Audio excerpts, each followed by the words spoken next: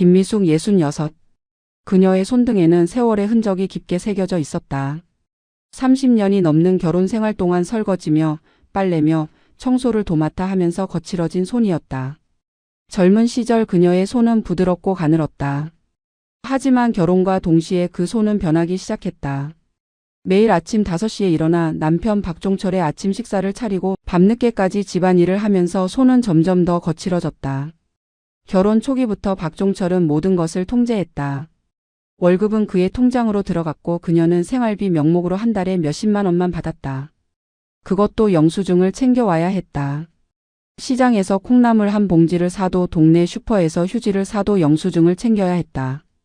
영수증이 없으면 박종철은 의심의 눈초리를 보냈다. 어디에 쓴 거냐고 혹시 친정에 보낸 거 아니냐고 따져 물었다. 그녀는 자신의 통장이 없었다. 아니 정확히는 갖지 못하게 했다. 결혼 전 모아둔 적금을 해지할 때도 박종철이 옆에서 지켜봤고 그 돈은 곧바로 그의 통장으로 들어갔다. 집을 장만한다는 명목이었다. 하지만 집은 오롯이 박종철의 명의였다. 그녀의 이름은 어디에도 없었다. 그것이 당연한 시절이었고 그녀는 의문을 품지 않았다. 아니 품을 수 없었다. 박종철은 회사 중간 관리직이었다. 그럭저럭 괜찮은 월급을 받았고 동네에서는 안정적인 가장으로 통했다. 하지만 집 안에서의 그는 달랐다. 저녁마다 소주를 마셨고 술이 들어가면 말수가 많아졌다. 대부분은 불평이었다. 회사 상사에 대한 불만, 동료들에 대한 험담, 세상이 불공평하다는 하소연. 그녀는 그저 고개를 끄덕이며 들어줬다. 맞장구를 치지 않으면 화를 냈고 너무 공감하면 건방지다고 했다. 어느 날 그녀는 용기를 내서 말했다. 자신도 파트타임 일을 하고 싶다고. 집에만 있으니 답답하고 용돈이라도 벌고 싶다고. 박종철의 얼굴이 일그러졌다. 그는 소주잔을 탁자에 내려놓으며 차갑게 말했다. 자기가 벌어오는 돈이 부족하냐고. 남자 자존심을 건드리지 말라고. 그리고 마지막으로 한마디를 덧붙였다. 불만이 있으면 나가 살든가. 그 말은 그녀의 입을 막는 주문이 되었다. 이후로 그녀는 불만을 입 밖에 내지 않았다. 아니 내지 못했다. 나갈 곳이 없었다. 친정은 일찍 부모님을 여의고 오빠와 사이가 좋지 않았다. 갈 곳도 의지할 곳도 없었다. 그저 참는 것만이 살아남는 방법이었다. 세월이 흐르면서 그녀는 점점 투명해졌다. 가족 모임에서도 친척 행사에서도 그녀의 의견은 물어보지 않았다. 박종철이 모든 것을 결정했다. 명절에 어디로 갈지, 아이들 교육을 어떻게 할지, 큰 물건을 살지 말지. 그녀는 그저 실행하는 사람이었다. 결정권자가 아니었다. 아들과 딸은 자라면서 아버지를 닮아갔다. 특히 아들은 엄마를 무시하는 법을 아버지에게서 배웠다. 고등학생이 되자 아들도 엄마에게 반말을 했다. 밥 차려달라고 빨래 해달라고 명령조로 말했다. 그녀가 조심스럽게 말투를 지적하면 아들은 대들었다. 아빠도 그렇게 말하는데 왜 자기는 안 되냐고. 딸은 조금 나았지만 역시 엄마를 가볍게 여겼다. 학교 상담을 갈 때도 아빠를 데려가고 싶어 했다. 엄마가 가면 선생님이 무시한다고 했다. 그 말에 그녀의 가슴이 무너졌지만 표정 하나 바꾸지 않았다. 그저 웃으며 알겠다고 했다. 밤마다 그녀는 화장실에 앉아 조용히 울었다. 소리를 내면 안 됐다. 박종철이 들으면 또 뭐라고 할까봐 두려웠다. 약한 모습을 보이면 안 됐다. 그래서 그녀는 눈물도 혼자 삼켰다. 세면대의 찬물로 얼굴을 씻어내고 거울을 보지 않은 채 다시 방으로 돌아갔다. 옆에서 코를 골며 자는 남편의 얼굴을 보면서 그녀는 생각했다. 이게 내 인생이구나. 이렇게 끝나는 거구나. 하지만 인간은 무한정 참을 수 있는 존재가 아니었다. 그녀의 내면에서는 조금씩 아주 조금씩 무언가가 쌓여가고 있었다. 분노도 아니고 증오도 아닌 그저 견딜 수 없다는 감정. 언젠가 폭발할 것만 같은 그런 무거운 덩어리가 가슴 한편에 자리 잡고 있었다. 60을 넘긴 어느 봄날 김미숙은 거울 앞에 섰다. 그녀의 얼굴에는 주름이 깊게 패여 있었다. 하얗게 센 머리카락, 처진 눈꺼풀, 생기를 잃은 눈동자. 그녀는 자신을 알아볼 수 없었다. 20대의 그녀는 어디로 간 걸까? 30의 그녀는, 40의 그녀는 어디서 사라진 걸까? 그날 아침 박종철은 평소와 다름없이 식탁에 앉아 신문을 펼쳤다. 그녀가 차려준 아침밥을 먹으면서도 한마디 없었다. 맛있다는 말도 수고했다는 말도 없었다. 30년 동안 한 번도 없었다. 밥을 다 먹고 나서 박종철은 그릇을 그대로 두고 일어났다. 설거지는 당연히 그녀의 몫이었다. 그 순간 뭔가가 끊어지는 소리가 들렸다. 실제로 들린 건 아니었지만 그녀의 내면 깊은 곳에서 무언가가 툭 하고 끊어졌다. 마지막 신락 같은 인내심이 끊어진 것이었다. 그녀는 설거지를 하면서 결심했다. 이혼하겠다고. 하지만 말을 꺼내기까지는 또 몇 달이 걸렸다. 용기가 필요했다. 30년을 참고 산 사람이 하루아침에 용기를 낼 수는 없었다. 그녀는 밤마다 연습했다. 이혼하고 싶다고 더는 같이 살 수 없다고 말하는 연습을. 하지만 막상 박종철 앞에 서면 목소리가 나오지 않았다. 그러던 어느 날 기회가 왔다. 박종철이 술을 마시고 들어와서는 또 그녀를 무시하는 말을 했다. 평생 집에서 빈둥거리면서 뭐 하나 제대로 하는 게 없다고. 밥도 예전만 못하고 집 정리도 엉망이라고. 그녀는 그 순간 입을 열었다. 목소리는 떨렸지만 또렷했다. 이혼하자고. 박종철은 처음엔 못 들은 척했다. 그러다 그녀가 다시 말하자 피식 웃었다. 장난하냐고, 이 나이에 무슨 이혼이냐고 비웃었다. 하지만 그녀는 물러서지 않았다. 진심이라고 더는 같이 살 수 없다고 말했다. 박종철의 얼굴이 굳어졌다. 그는 소리를 질렀다. 미쳤냐고, 집도 재산도 다 자기 명의인데 무슨 배짱으로 이혼을 하겠다는 거냐고. 그 말이 맞았다. 집은 박종철 명의였고 큰 예금도 그의 통장에 있었다. 그녀에게 남은 건 아무것도 없었다. 하지만 그녀에게는 연금이 있었다. 젊은 시절 몇 년간 직장을 다녔던 덕분에 받게 된 국민연금. 액수는 크지 않았지만 그게 전부였다. 그녀의 유일한 버팀목이었다. 며칠 동안 집 안은 전쟁터가 됐다. 박종철은 협박했다. 이혼하면 한 푼도 안 주겠다고, 나가려면 빈손으로 나가라고 했다. 그녀는 예상했던 반응이었다. 그녀는 조용히 대답했다. 집도 예금도 다 가지라고. 자신은 연금만 있으면 된다고. 박종철은 코웃음을 쳤다. 그 쥐꼬리만 한 연금으로 뭘 하겠냐고 비웃었다. 하지만 그녀는 흔들리지 않았다. 그 쥐꼬리만 한 연금이라도 자기 힘으로 번 돈이었다. 30년 동안 한 번도 자기 돈을 가져본 적 없던 그녀에게 그 연금은 생명줄이었다. 이혼 절차는 생각보다 빨리 진행됐다. 박종철은 재산 분할을 원하지 않았고 그녀도 원하지 않았다. 아니, 원할 수 없었다. 싸울 힘도 변호사를 고용할 돈도 없었다. 그저 빨리 끝내고 싶었다. 이 지옥에서 빨리 벗어나고 싶었다. 아들과 딸은 이혼 소식에 충격을 받았다. 특히 아들은 엄마를 비난했다. 아버지가 평생 고생해서 가정을 꾸렸는데 배은망덕하다고, 늙어서 철이 없다고 했다. 그 말을 듣는 순간 그녀는 깨달았다. 아들에게 자신은 엄마가 아니라 가정부였다는 것을. 딸은 좀 더 조심스러웠지만 역시 아버지 편이었다. 엄마가 참으면 되는 거 아니냐고, 이 나이에 혼자 사는 게 얼마나 힘든지 아느냐고 말했다. 하지만 그녀는 돌아서지 않았다. 자식들의 만류도 친척들의 수군거림도 막지 못했다. 그녀는 작은 원룸을 얻었다. 보증금은 친한 동창에게 빌렸다. 평생 처음으로 자기 이름으로 된 집이었다. 비좁고 낡았지만 그 어떤 곳보다 편안했다. 이혼 후 첫날 밤 그녀는 작은 방바닥에 누워 천장을 바라봤다. 눈물이 흘렀다. 하지만 슬퍼서가 아니었다. 해방감이었다. 더 이상 눈치 보지 않아도 되고 더 이상 참지 않아도 된다는 안도감. 그녀는 처음으로 웃었다. 진심으로 웃었다. 60이 넘어서야 찾은 자유였다. 이혼 서류에 도장을 찍던 날 날씨는 쌀쌀했다. 구청 민원실은 삭막했고 담당 공무원은 무표정했다. 김미숙과 박종철은 나란히 앉아 서류를 작성했다. 30년을 함께 산 부부가 이렇게 남남이 되는 순간이었다. 서류를 다 작성하고 마지막으로 도장을 찍기 전이었다. 박종철이 입을 열었다. 그의 목소리는 평소보다 낮았다. 무언가 말하려는 듯 망설이더니 결국 한마디를 내뱉었다. 연금만은 건드리지 말라고. 그게 당신이 평생 일한 대가니까 그건 자기가 건드리지 않겠다고. 그 말을 듣는 순간 김미숙의 가슴에 작은 안도감이 스며들었다. 그래도 이 사람에게 최소한의 양심은 남아있구나. 그래도 30년을 함께 산 세월이 아예 무의미하지는 않았구나. 그녀는 고개를 끄덕였다. 고맙다는 말은 하지 않았다. 그럴 필요를 느끼지 못했다. 박종철은 계속 말했다. 자기도 사람이라고 연금까지 건드리면 사람도 아니라고. 그건 절대 안 건드리겠다고 거듭 강조했다. 그 말에는 묘한 무게감이 있었다. 마치 맹세처럼 들렸다. 그녀는 그 말을 믿었다. 아니, 믿고 싶었다.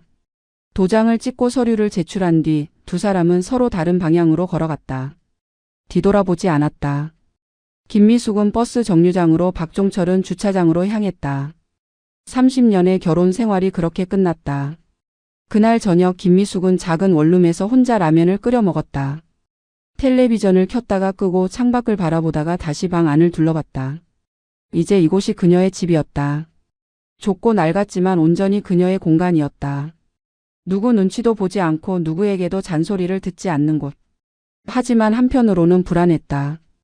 연금만으로 살 수 있을까? 한 달에 80만 원 남짓한 돈으로 생활할 수 있을까? 원룸 월세가 30만 원이었다. 나머지 50만 원으로 식비와 공과금, 생활비를 충당해야 했다. 빠듯했지만 불가능하지는 않았다. 그녀는 검소하게 살 자신이 있었다. 평생 그렇게 살아왔으니까. 며칠 뒤 딸에게서 전화가 왔다. 목소리는 조심스러웠다. 괜찮냐고, 필요한 거 없냐고 물었다. 김미숙은 괜찮다고 대답했다.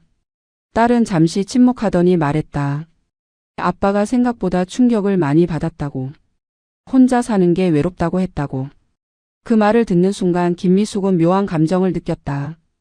동정도 아니고 연민도 아닌 그저 허탈함 같은 것.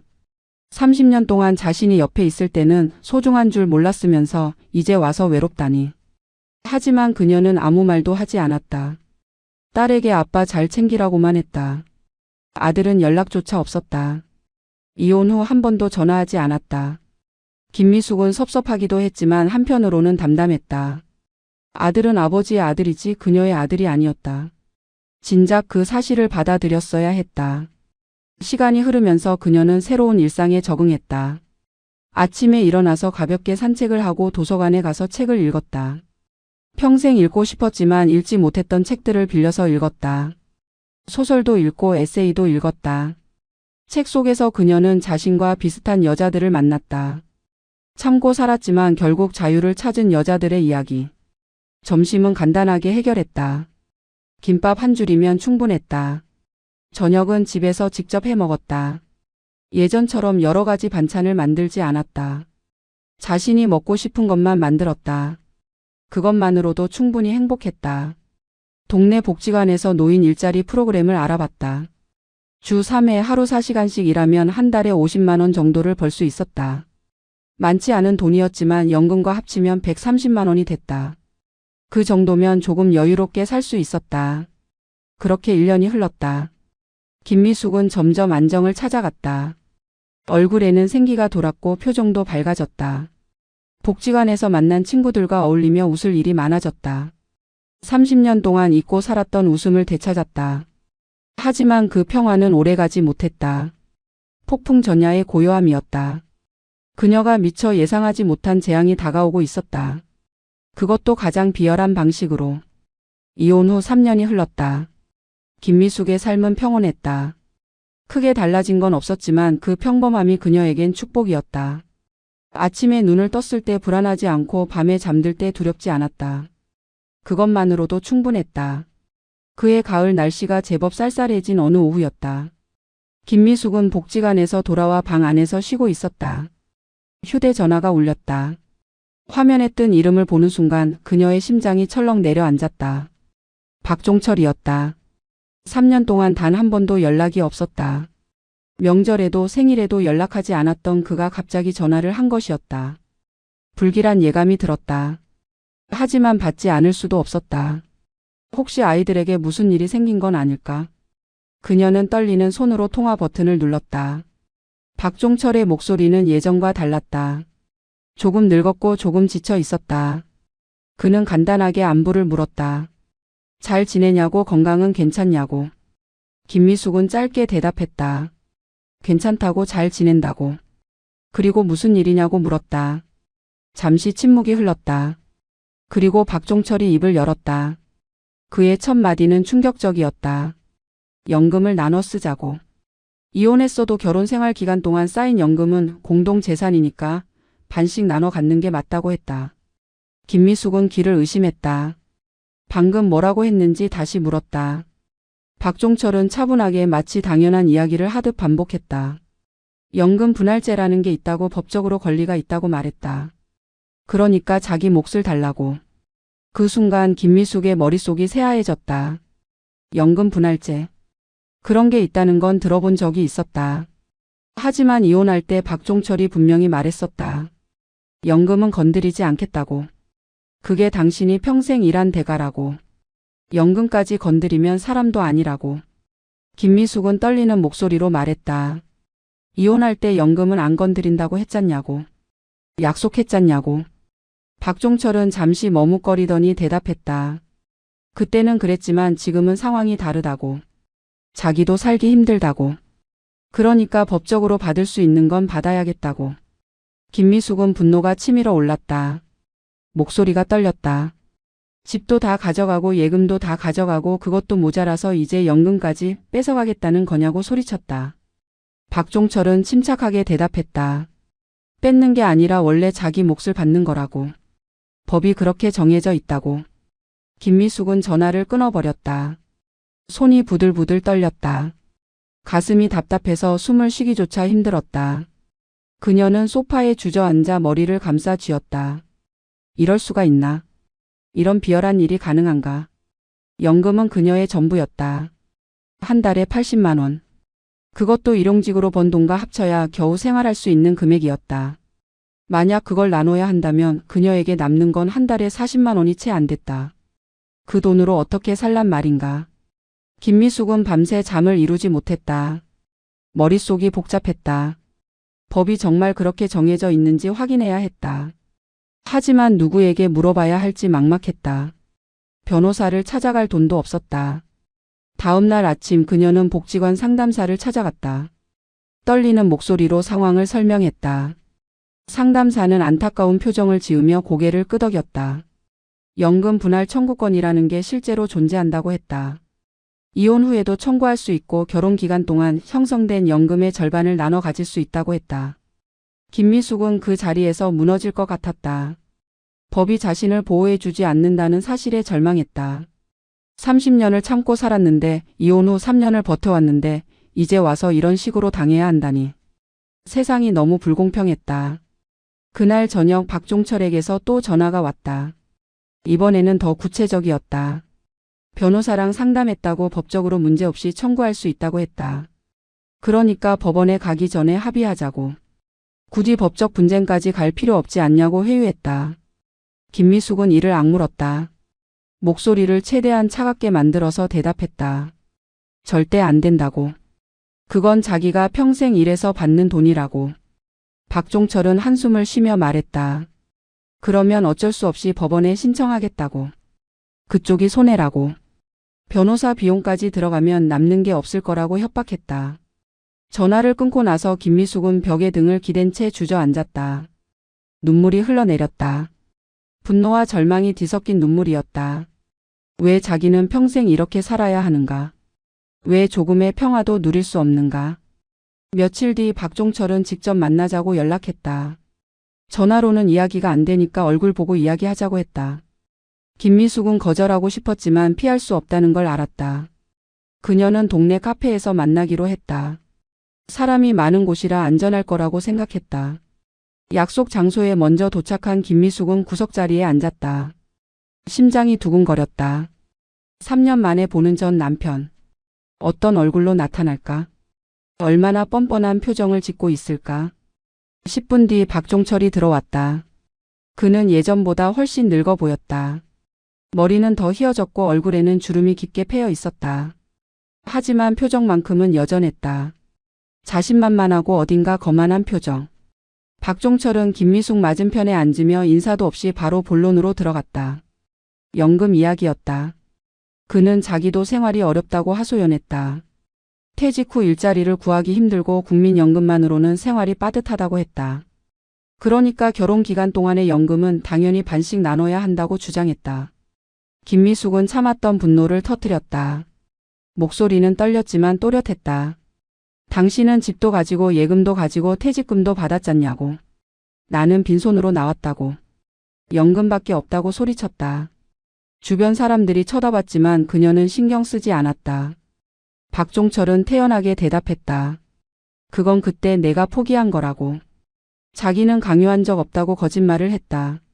그리고 비웃듯이 말을 이었다. 연금 분할은 법으로 정해진 권리라고. 감정적으로 생각하지 말고 이성적으로 생각하라고 했다. 김미숙은 기가 막혔다. 이성적으로. 30년 동안 자기를 하인처럼 부려먹고 인격을 무시하고 재산을 독차지하고 이제 와서 이성적으로 생각하라니. 그녀는 차가운 목소리로 물었다. 이혼할 때 연금은 안 건드린다고 한 약속은 어떻게 된 거냐고. 박종철은 잠시 머뭇거리더니 말했다. 그때는 감정적이어서 그랬다고. 지금 생각해보니 그건 잘못된 판단이었다고. 법적 권리를 포기할 이유가 없다고 했다. 그 말을 듣는 순간 김미숙은 깨달았다. 이 사람에게는 양심도 부끄러움도 없다는 걸. 그녀가 분노에 차서 일어서려고 하자 박종철이 한마디를 더 던졌다. 그는 웃으며 말했다. 너만 편하게 살 순 없잖아. 나도 살아야지. 우리 결혼 생활 동안 같이 만든 재산이니까 당연히 나눠야지. 그 말에 김미숙은 몸이 얼어붙었다. 편하게. 자기가 편하게 살았다고. 30년 동안 하루도 편한 날이 없었는데. 매일 아침 5시에 일어나서 밤늦게까지 일했는데. 눈치 보고 참고 견디며 살았는데. 그게 편하게 산 거였나. 김미숙은 천천히 박종철을 바라봤다. 그의 얼굴에는 미안함도 미안함의 흔적조차 없었다. 그저 자기 권리를 찾겠다는 오만함만 가득했다. 평생 편하게 살았던 사람이 저런 말을 태연하게 한다는 게 믿기지 않았다. 그녀는 자리에서 일어났다. 더 이상 대화할 필요가 없었다. 박종철은 당황한 표정으로 물었다. 어디 가냐고. 이야기 안 끝났다고. 김미숙은 뒤돌아보지 않고 카페를 나섰다. 밖으로 나오자 찬바람이 얼굴을 때렸다. 그녀는 가슴이 답답해서 크게 숨을 들이마셨다. 분노가 온몸을 휘감았다. 하지만 동시에 결심도 생겼다. 이번만큼은 지지 않겠다고.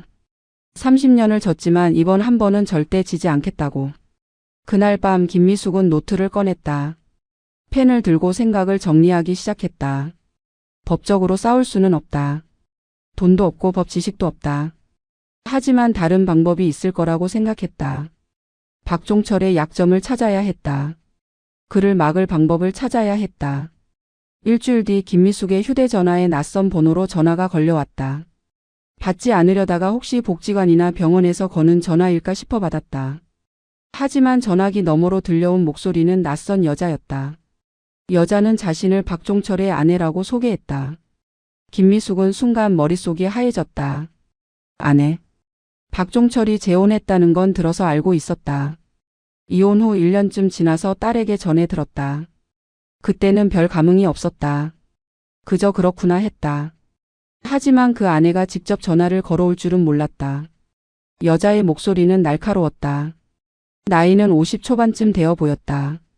박종철보다 10살은 어렸다. 여자는 바로 본론으로 들어갔다. 연금 문제 때문에 전화했다고. 김미숙은 황당했다. 재혼한 아내가 무슨 상관이냐고 물었다. 여자는 비웃듯이 대답했다. 자기 남편이 받아야 할 돈이니까 당연히 상관 있다고. 그러면서 한마디를 더 던졌다. 어르신 욕심 그만 부리세요. 어르신. 욕심.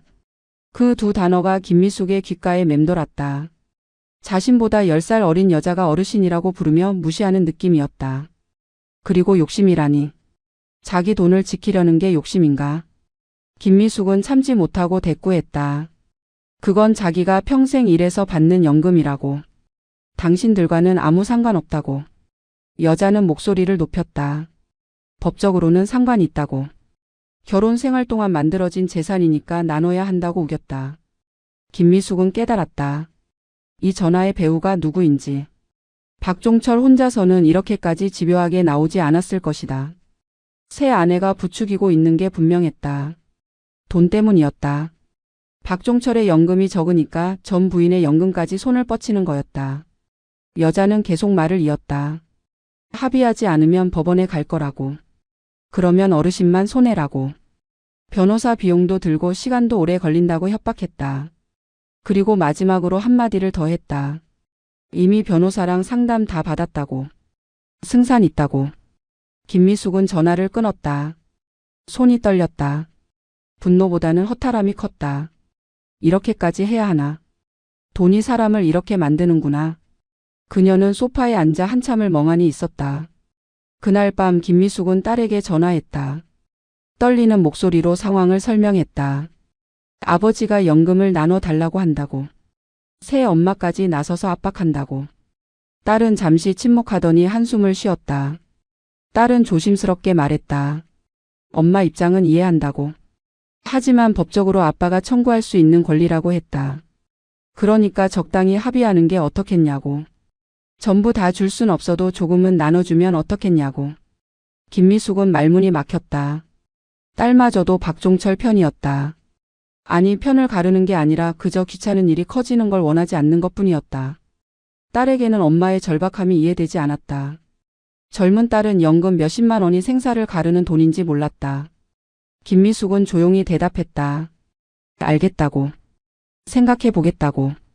하지만 마음속으로는 결심했다. 절대 물러서지 않겠다고. 이건 단순히 돈 문제가 아니었다.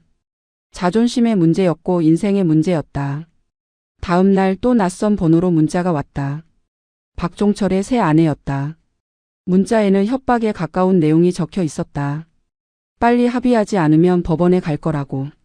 그러면 결과가 어떻게 될지 알 거라고. 김미숙은 문자를 읽으며 이를 악물었다. 이 사람들은 자기를 만만하게 보고 있었다. 늙고 약한 여자라서 쉽게 굴복할 거라고 생각하는 게 분명했다. 하지만 그들은 몰랐다. 30년을 참았던 사람이 얼마나 무서운지. 한계에 다다른 사람이 얼마나 강해질 수 있는지. 그 순간 김미숙은 결심했다. 이번엔 싸우겠다고. 방법이야 어찌 됐든 절대 굽히지 않겠다고. 연금을 지켜내겠다고. 그리고 무엇보다 자기 인생을 더 이상 무시당하지 않겠다고. 며칠 뒤 박종철이 직접 만나자고 또 연락했다. 이번에는 말투가 달랐다. 협박에 가까웠다. 빨리 만나서 정리하지 않으면 법원에 신청하겠다고. 시간 끌지 말라고. 김미숙은 만나기로 했다. 하지만 이번에는 각오가 달랐다. 그저 당하고만 있지 않겠다고 다짐했다. 만남 장소는 공원 벤치였다. 사람들이 오가는 곳이었지만 카페보다는 조용했다. 박종철은 벤치에 먼저 앉아 있었다. 그는 김미숙을 보자 바로 입을 열었다. 말투는 거칠었다. 생각 다 했냐고. 합의할 거냐고 물었다. 김미숙은 조용히 그의 맞은편에 앉았다. 그녀는 차분하게 말했다. 연금은 절대 나눌 수 없다고. 그건 자기 생명줄이라고. 박종철은 코웃음을 쳤다. 생명줄. 웃기는 소리 하지 말라고 했다. 그 정도 돈 가지고 무슨 생명줄이냐고 비웃었다. 김미숙은 참았다. 목소리를 높이지 않으려고 애썼다. 하지만 박종철은 계속 그녀를 자극했다. 이기적이라고 자기만 생각한다고 비난했다. 결혼 생활 30년 동안 자기가 얼마나 고생했는데 그 대가도 못 받냐고 따졌다. 김미숙은 믿을 수 없다는 표정으로 그를 바라봤다. 고생. 누가 고생했는가? 매일 아침 출근해서 저녁에 들어오기만 하면 되는 삶이 고생인가? 집안일은 눈곱만큼도 하지 않고 아이 키우는 것도 거들지 않고 그저 돈만 벌어오면 되는 삶이 고생인가? 그녀는 더 이상 참을 수 없었다. 목소리를 높여 말했다. 진짜 고생한 사람은 나라고. 30년 동안 하인처럼 살았다고. 당신 밥 차리고 당신 빨래하고 당신 눈치 보며 산 게 내 인생이었다고 소리쳤다. 박종철은 잠시 당황한 표정을 지었다. 하지만 곧 예전의 표정으로 돌아왔다. 거만하고 무시하는 표정. 그는 비웃으며 말했다. 내가 뭘 할 수 있는데? 그 한마디에 김미숙은 얼어붙었다. 내가 뭘 할 수 있는데? 30년 전부터 들어온 말이었다. 결혼 초기에도 중년에도 이혼 전에도 들었던 말. 그 말은 그녀의 존재를 부정하는 주문이었다. 박종철은 계속 말을 이었다. 변호사도 없고 돈도 없고 법 지식도 없는 내가 뭘 할 수 있겠냐고. 그냥 순순히 나누는 게 답이라고. 법원 가봤자 결과는 뻔하다고 으름장을 놓았다. 김미숙은 그를 똑바로 쳐다봤다. 박종철은 그 시선을 피하지 않았다. 오히려 더 거만한 표정을 지었다. 그는 덧붙였다. 현실을 직시하라고. 내가 이길 수 없다고. 시간 낭비하지 말고 합의하라고. 그 순간 김미숙의 머릿속에서 뭔가가 끊어졌다. 분노도 아니고 슬픔도 아닌 차가운 결심 같은 것. 그녀는 천천히 일어섰다. 박종철은 의아한 표정으로 그녀를 바라봤다. 김미숙은 조용하지만 단호한 목소리로 말했다. 두고 보자고. 내가 뭘 할 수 있는지 똑똑히 보여주겠다고. 박종철은 비웃었다. 하지만 그의 눈빛 깊은 곳에는 약간의 불안함이 스쳐 지나갔다. 김미숙은 뒤돌아서서 공원을 나섰다. 걸으면서 그녀는 생각했다. 이제 정말 싸워야 한다고. 법으로는 안 되더라도 다른 방법이 있을 거라고. 박종철이 가장 두려워하는 게 뭔지 생각해 봐야 한다고. 그날 저녁 김미숙은 오래된 상자를 꺼냈다. 결혼 생활 동안 모아둔 각종 서류와 메모들이 담긴 상자였다. 이혼할 때 버리려다가 그냥 가져온 것이었다. 혹시 몰라서 챙겼던 것들. 상자를 열자 먼지가 날렸다. 그 안에는 통장 사본, 영수증, 차용증 그리고 메모들이 가득했다. 김미숙은 하나하나 꺼내서 살펴봤다. 그리고 천천히 깨달았다. 이것들이 무기가 될 수 있다는 걸. 박종철이 결혼 생활 동안 숨겨왔던 것들. 그녀 명의로 떠넘긴 빚들. 친척들에게 빌린 돈을 갚지 않은 것들. 회사에서 횡령 의혹을 받았던 일. 모두 그녀가 기록해둔 것들이었다. 김미숙은 처음으로 미소를 지었다. 냉소적인 미소였다. 그녀는 생각했다. 박종철이 가장 두려워하는 건 돈이 아니라 체면이라는 걸. 그는 동네에서 친척들 사이에서 괜찮은 사람으로 통하고 싶어 했다. 그 가면을 벗겨내면 어떻게 될까? 그날 밤 김미숙은 잠을 이루지 못했다. 머릿속이 복잡했다. 박종철과의 대결을 어떻게 풀어나갈지 계속 생각했다. 법으로는 이길 수 없다는 걸 알았다. 변호사를 선임할 돈도 없고 설령 법정에 간다 해도 승소 확률은 낮았다. 하지만 김미숙에게는 다른 무기가 있었다. 30년 동안 쌓아온 정보들. 박종철이 감추고 싶어 하는 비밀들. 그것들을 어떻게 활용할지가 관건이었다. 다음 날 아침 김미숙은 복지관에 가서 친한 친구를 만났다. 이혼한 지 오래된 친구로 비슷한 경험을 했던 사람이었다. 그녀에게 조심스럽게 상황을 설명했다. 친구는 진지하게 듣더니 조언을 해줬다. 친구는 말했다. 법적 싸움은 피하라고. 대신 박종철의 약점을 노리라고. 그는 체면을 중시하는 사람이니까 그 체면에 금이 가는 상황을 만들라고. 하지만 직접적으로 협박하면 안 된다고. 그러면 오히려 역효과가 난다고. 김미숙은 고개를 끄덕였다. 친구의 조언이 맞았다. 직접 협박하면 박종철은 더 공격적으로 나올 것이다. 대신 간접적으로 은근하게 압박해야 했다. 그가 스스로 물러서게 만들어야 했다. 집으로 돌아온 김미숙은 다시 상자를 펼쳤다. 서류들을 하나하나 정리하기 시작했다. 연대순으로 배열하고 중요한 것들에 표시를 했다. 특히 박종철이 그녀 명의로 대출을 받았던 내역들을 따로 모았다. 결혼 생활 중반쯤 박종철은 사업을 한다며 큰 돈이 필요했다. 하지만 자신의 신용으로는 대출이 안 됐다. 그래서 그는 김미숙을 설득했다. 아니, 강요했다. 당신 명의로 대출을 받아달라고. 금방 갚을 거라고 약속했다. 김미숙은 거절할 수 없었다. 거절하면 집안이 난리가 났다. 그래서 그녀는 은행에 가서 도장을 찍었다. 2천만 원이라는 거금을 빌렸다. 하지만 박종철의 사업은 실패했고 빚은 그대로 남았다. 결국 그 빚은 김미숙이 갚았다. 5년 동안 조금씩 갚아나갔다. 생활비를 아껴서 친정 오빠에게 돈을 빌려서 갚았다. 박종철은 미안하다는 말 한마디 없었다. 오히려 빨리 갚으라고 다그쳤다. 김미숙은 그때의 차용증 사본을 찾아냈다. 그리고 은행 거래 내역도 출력했다. 모든 게 증거였다. 박종철이 그녀를 이용해서 빚을 떠넘긴 증거. 또 다른 서류도 있었다. 박종철이 회사 돈을 횡령했다는 의혹을 받았을 때의 기록. 결국 무혐의로 끝났지만 당시 동료들 사이에서는 소문이 자자했다. 김미숙은 그때 박종철이 얼마나 전전긍긍했는지 기억했다. 매일 술을 마시며 걱정했고 혹시 소문이 퍼질까봐 두려워했다. 그리고 친척들에게 빌린 돈. 박종철은 형제들에게 돈을 빌렸지만 제대로 갚지 않았다. 조금씩 갚다가 흐지부지 됐다. 그 때문에 친척 간의 사이가 나빠졌다. 김미숙은 그때의 차용증과 메모를 모두 보관하고 있었다. 서류를 정리하면서 김미숙은 깨달았다. 자기가 생각했던 것보다 많은 무기를 가지고 있다는 것을. 이 모든 것들이 박종철의 체면을 무너뜨릴 수 있는 폭탄이었다. 특히 새 아내가 이런 사실들을 알게 된다면 어떻게 될까? 김미숙은 전략을 세우기 시작했다. 먼저 조용히 준비하고 결정적인 순간에 모든 걸 드러낼 것이다. 박종철이 먼저 공격하게 놔두고 그가 가장 자신만만할 때 역습할 것이다. 그러면 타격이 더 클 것이다. 며칠 동안 김미숙은 치밀하게 준비했다. 서류를 복사하고 정리하고 파일로 만들었다.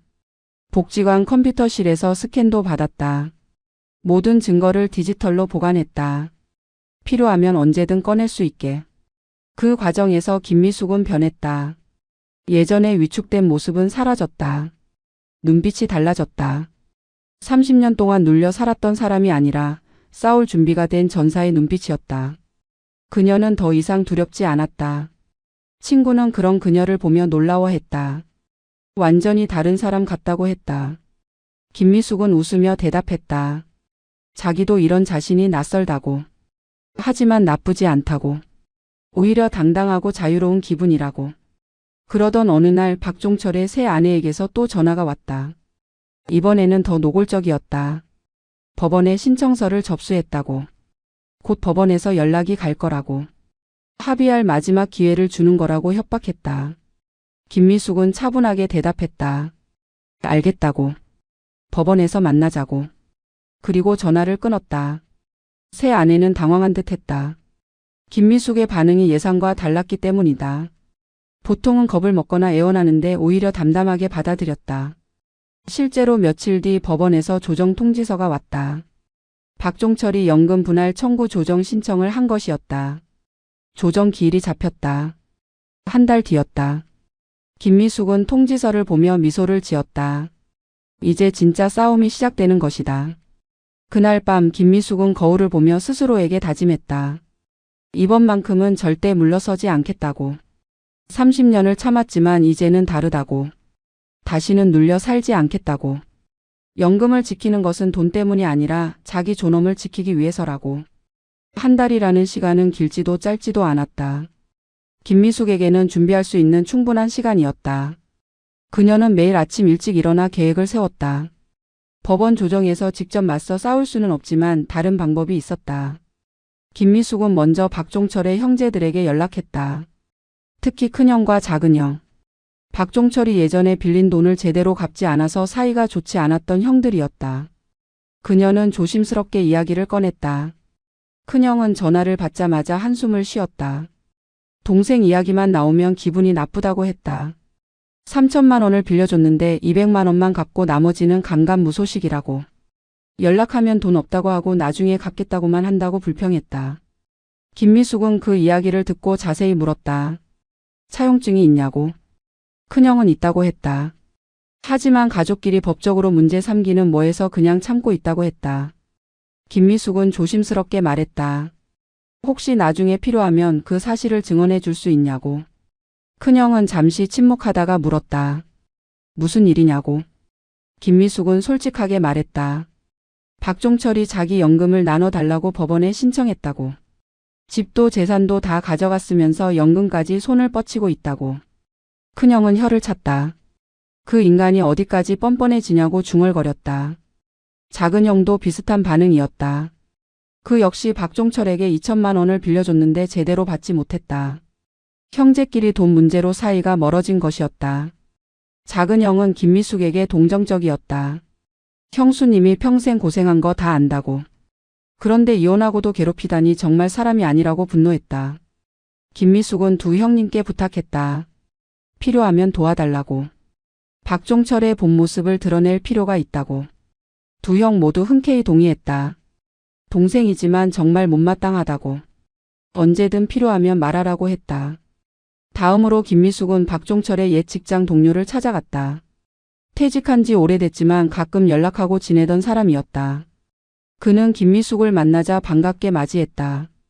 오랜만이라고 어떻게 지내냐고 물었다. 김미숙은 커피를 마시며 조심스럽게 이야기를 꺼냈다. 박종철이 회사 다닐 때 횡령 의혹을 받았던 일이 있었다고. 그때 정확히 어떤 일이었는지 기억하냐고 물었다. 동료는 고개를 끄덕였다. 물론 기억한다고 했다. 당시 박종철은 회사 비용을 개인적으로 사용한 의혹을 받았다. 출장비를 부풀려서 청구하고 접대비를 허위로 처리했다는 의혹이었다. 내부 감사가 진행됐지만 증거 불충분으로 무혐의가 됐다. 하지만 동료들 사이에서는 다들 알고 있었다. 박종철이 꼼수를 부렸다는 것을. 동료는 말했다. 당시 박종철이 증거를 없애느라 난리였다고. 영수증을 조작하고 관련자들을 회유했다고. 그래서 무혐의가 된 거라고. 하지만 회사 내에서 평판은 완전히 바닥났다고. 그 이후로 승진도 못하고 좋은 부서로 발령도 못 받았다고. 김미숙은 그 이야기를 메모했다. 비록 법적으로 유죄는 아니었지만 도덕적으로는 문제가 있었다는 증언이었다. 이것도 나중에 사용할 수 있는 카드였다. 며칠 뒤 김미숙은 이혼 당시 살았던 동네를 찾아갔다. 그곳에는 아직도 아는 사람들이 많았다. 슈퍼 주인, 통장, 옆집 아주머니. 그들은 김미숙을 반갑게 맞았다. 오랜만이라고 어떻게 지내냐고 물었다. 김미숙은 그들과 차 한잔하며 이야기를 나눴다. 자연스럽게 박종철 이야기가 나왔다. 재혼했다는 소문은 다들 알고 있었다. 그리고 새 아내와 함께 다니는 모습도 목격됐다고 했다. 슈퍼 주인은 말했다. 박종철이 요즘 새 아내 눈치를 많이 본다고. 예전에는 거만했는데 지금은 좀 주눅 들어 보인다고. 새 아내가 강한 사람인 것 같다고 했다. 돈도 새 아내가 관리하는 것 같다고 덧붙였다. 김미숙은 그 정보를 머릿속에 새겼다. 박종철이 새 아내에게 휘둘리고 있다는 것. 연금 청구도 아마 새 아내의 압박 때문일 가능성이 높았다. 이것도 나중에 활용할 수 있는 정보였다. 집으로 돌아온 김미숙은 모든 정보를 정리했다. 큰형과 작은형의 증언, 직장 동료의 증언, 동네 사람들의 정보. 그리고 자신이 가지고 있던 서류들. 모두 합치면 박종철의 실체를 드러내기에 충분했다. 김미숙은 전략을 최종 점검했다. 법원 조정에서는 조용히 있을 것이다. 합의를 거부하되 크게 반발하지는 않을 것이다. 대신 조정이 결렬되고 박종철이 본격적으로 움직이기 시작하면 그때 모든 카드를 꺼낼 것이다. 특히 가족 모임이 있을 때 박종철의 형제들과 친척들이 모인 자리에서 그곳에서 모든 진실을 드러낼 것이다. 박종철이 얼마나 비열한 사람인지, 얼마나 가족들을 이용했는지, 얼마나 거짓말을 해왔는지 모든 것을 만천하에 공개할 것이다. 김미숙은 밤마다 연습했다. 어떤 순서로 이야기할지, 어떤 서류를 먼저 꺼낼지.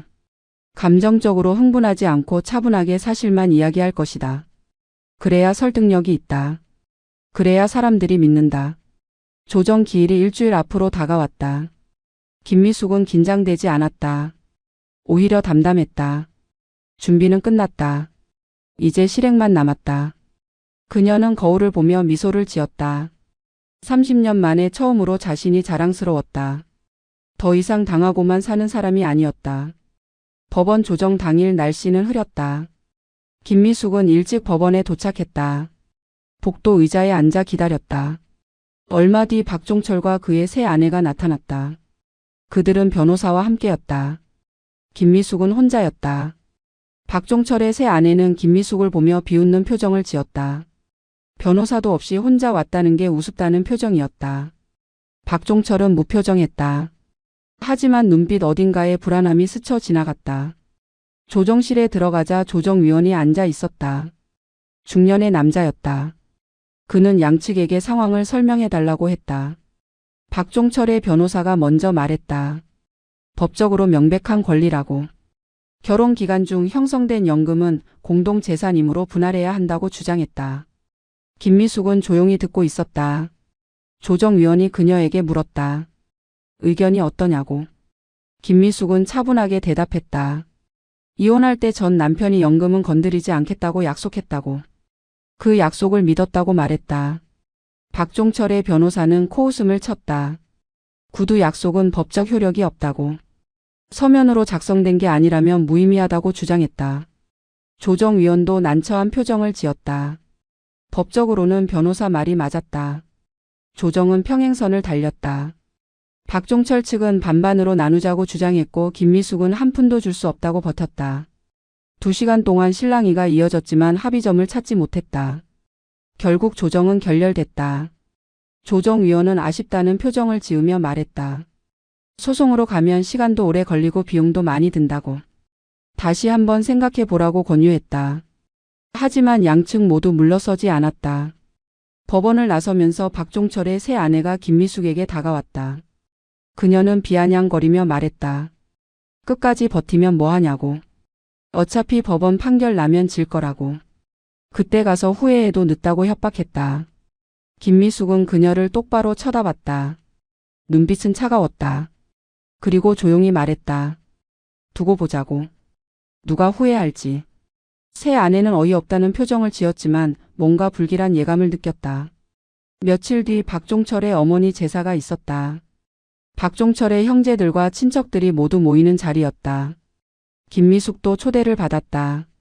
비록 이혼했지만 30년을 며느리로 살았기에 큰형이 와달라고 연락했다. 김미숙은 제사에 참석했다. 검은색 정장을 입고 머리를 단정하게 빗었다. 손에는 큰 가방을 들고 있었다. 그 안에는 준비한 모든 서류가 들어 있었다. 제사를 지내고 나서 식사 자리가 마련됐다. 친척들이 둘러앉아 밥을 먹으며 이야기를 나눴다. 박종철은 새 아내와 함께 앉아 있었다. 새 아내는 어색한 표정으로 주변을 둘러봤다. 친척들의 시선이 따갑게 느껴졌다. 식사가 거의 끝날 무렵 박종철이 입을 열었다. 갑자기 연금 이야기를 꺼낸 것이었다. 그는 친척들을 향해 말했다. 전 부인이 이혼 후에도 자기 몫의 재산을 주지 않는다고. 법적으로 받을 권리가 있는데 거부한다고 불평했다. 친척들은 어리둥절한 표정을 지었다. 무슨 소리냐고 물었다. 박종철은 계속 말을 이었다. 결혼 생활 동안 형성된 연금을 나눠야 하는데 전 부인이 거부한다고. 자기도 살기 힘든데 당연한 권리조차 못 찾고 있다고 피해자인 척했다. 김미숙은 조용히 듣고 있었다. 표정 하나 변하지 않았다. 박종철은 그녀를 쳐다보며 말했다. 그렇지 않냐고. 왜 법적으로 정당한 요구를 거부하느냐고 따졌다. 그 순간 김미숙이 천천히 일어섰다. 모든 시선이 그녀에게 집중됐다. 그녀는 가방에서 두꺼운 파일을 꺼냈다. 조용하지만 단호한 목소리로 말했다. 그럼 이것도 다 같이 봅시다. 박종철의 얼굴이 굳어졌다. 새 아내도 불안한 표정을 지었다. 김미숙은 파일을 테이블 위에 올려놓았다. 그리고 하나하나 서류를 꺼내기 시작했다. 첫 번째는 대출 서류였다. 김미숙 명의로 된 2천만 원짜리 대출. 박종철이 사업한다며 그녀를 설득해서 받은 대출이었다. 김미숙은 차분하게 설명했다. 이 빚을 5년 동안 자기 혼자 갚았다고. 박종철은 한 푼도 갚지 않았다고. 친척들이 웅성거리기 시작했다. 박종철은 변명하려 했다. 그건 부부가 함께 쓴 돈이라고. 하지만 김미숙은 말을 끊지 않았다. 그녀는 두 번째 서류를 꺼냈다. 큰형과 작은형에게 빌린 돈 내역이었다. 차용증 사본과 함께 갚지 않은 금액이 적혀 있었다. 큰형에게 3천만 원, 작은형에게 2천만 원. 총 5천만 원을 빌려놓고 제대로 갚지 않았다. 큰형이 고개를 끄덕이며 말했다. 맞다고. 동생한테 돈 빌려줬는데 아직도 못 받았다고. 작은형도 동의했다. 자기도 마찬가지라고. 그래서 형제끼리 사이가 멀어졌다고 했다. 박종철의 얼굴이 창백해졌다. 그는 말을 더듬으며 변명했다. 곧 갚을 거라고. 지금은 형편이 어려워서 그렇다고. 하지만 친척들의 시선은 차가워졌다. 김미숙은 세 번째 서류를 꺼냈다. 박종철의 회사 횡령 의혹 관련 자료였다. 비록 무혐의로 끝났지만 당시 의혹의 내용과 사내 소문을 정리한 문서였다. 그리고 직장 동료의 증언도 함께 첨부했다. 친척들은 충격받은 표정을 지었다. 박종철은 부인했다. 그건 무고라고 무혐의 받았다고 소리쳤다. 하지만 김미숙은 담담하게 말했다. 법적으로는 무혐의지만 실제로 무슨 일이 있었는지는 회사 사람들이 다 안다고. 마지막으로 김미숙은 결혼 생활 중 기록해둔 메모를 꺼냈다. 박종철이 그녀에게 했던 폭언들, 무시했던 순간들, 인격을 짓밟았던 일들. 모두 날짜와 함께 기록돼 있었다. 방 안이 얼어붙었다. 아무도 말을 하지 못했다. 박종철은 얼굴이 새하얗게 질렸다. 새 아내는 경악한 표정으로 남편을 쳐다봤다. 이런 사람인 줄 몰랐다는 표정이었다. 김미숙은 조용히 말을 이었다. 이혼할 때 집도 예금도 모든 재산을 다 양보했다고. 그것도 모자라서 이제 유일하게 남은 연금마저 빼앗으려 한다고. 30년을 참고 살았는데 이혼 후에도 괴롭히는 게 사람이 할 짓이냐고 물었다. 큰형이 먼저 입을 열었다. 그는 박종철을 향해 말했다. 너무하다고. 형수님이 평생 고생한 거 다 아는데 이혼하고도 이렇게 괴롭히는 게 말이 되냐고 꾸짖었다. 작은 형도 동의했다. 형제로서 부끄럽다고 말했다. 다른 친척들도 박종철을 비난하기 시작했다. 뻔뻔하다고 양심도 없다고 형수님한테 미안한 줄 알아야 한다고 목소리를 높였다. 박종철은 아무 말도 할 수 없었다. 변명조차 할 수 없었다. 새 아내는 자리에서 일어나 밖으로 나갔다. 충격을 받은 표정이었다. 박종철은 그녀를 따라가려 했지만 큰형이 말렸다. 일어서지 말라고 할 말이 있으면 여기서 하라고 했다. 김미숙은 마지막으로 말했다. 연금 청구를 당장 취하하라고. 그렇지 않으면 이 모든 자료를 법원에 제출하겠다고. 그리고 동네 사람들에게도 알리겠다고. 박종철이 얼마나 비열한 사람인지 모두에게 알리겠다고 선언했다. 박종철은 고개를 숙였다. 더 이상 버틸 수 없었다. 그는 떨리는 목소리로 말했다. 알겠다고. 청구를 취하하겠다고. 김미숙은 고개를 끄덕였다. 그리고 마지막으로 한마디를 더 했다. 다시는 연락하지 말라고. 김미숙은 서류를 다시 가방에 넣고 자리에서 일어났다. 친척들이 그녀를 말렸다. 가지 말라고 밥이라도 더 먹고 가라고. 하지만 그녀는 정중하게 거절했다. 이제 할 일은 다 했다고. 밖으로 나오자 시원한 바람이 불었다. 김미숙은 크게 숨을 들이마셨다. 가슴이 뻥 뚫리는 기분이었다. 30년 동안 쌓였던 응어리가 모두 풀리는 느낌이었다. 그녀는 천천히 걸어갔다. 뒤돌아보지 않았다. 이제 정말 끝났다. 박종철과의 인연도 그 가족과의 관계도 모든 게 끝났다. 김미숙은 연금을 지켰다. 하지만 그보다 더 중요한 걸 되찾았다. 자존심과 존엄성을. 버스 정류장에 서서 기다리는 동안 그녀는 하늘을 올려다봤다. 구름이 걷히고 햇살이 비쳤다. 따뜻했다. 오랜만에 느껴보는 온기였다. 김미숙은 미소를 지었다. 진짜 미소였다. 집으로 돌아와서 그녀는 가방에서 서류를 꺼냈다. 이제 이것들은 필요 없었다. 하지만 버리지는 않았다. 혹시 모르니까. 다시는 당하지 않기 위해서. 그녀는 서류를 서랍 깊숙이 넣어두었다. 그날 저녁 딸에게서 전화가 왔다. 목소리는 조심스러웠다. 오늘 무슨 일이 있었냐고. 친척들한테 연락을 받았다고. 김미숙은 담담하게 대답했다. 별일 아니라고. 그냥 사실을 말했을 뿐이라고. 딸은 한숨을 쉬었다.